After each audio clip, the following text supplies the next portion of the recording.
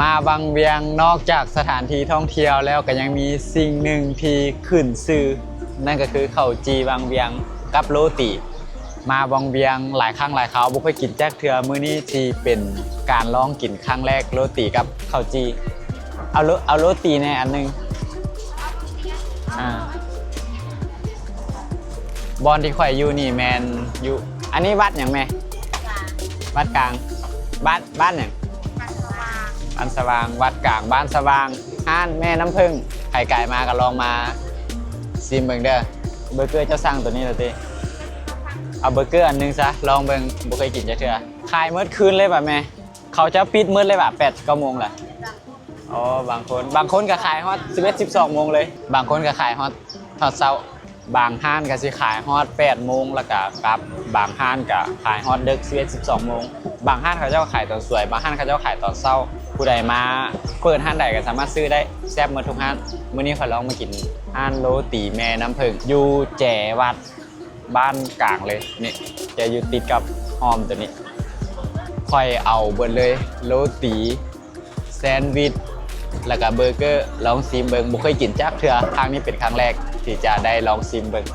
มื้อนี้ก็รถติดหลายเขาเจ้าน่าจะพากันมาลิ้นปีใหม่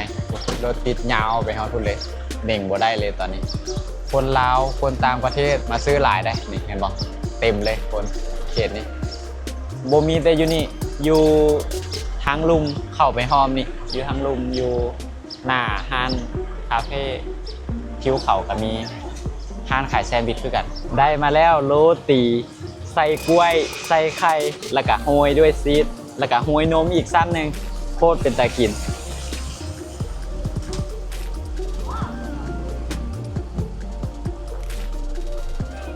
เหลืองๆนี่แมนกล้วยได้นี่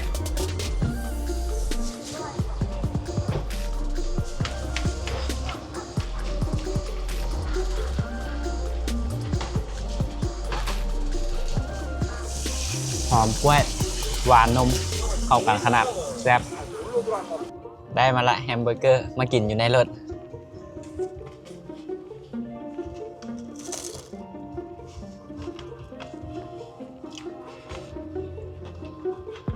โอเคแซ่บตัวนี้จะเป็นแซนด์วิชเป็นครั้งแรกเลยที่ได้กินแซนด์วิชแล้วก็เบอร์เกอร์พร้อมกับโรตีอยู่วังเวียงพวกเจ้าเบิ่งซีดโคตรหลายเลย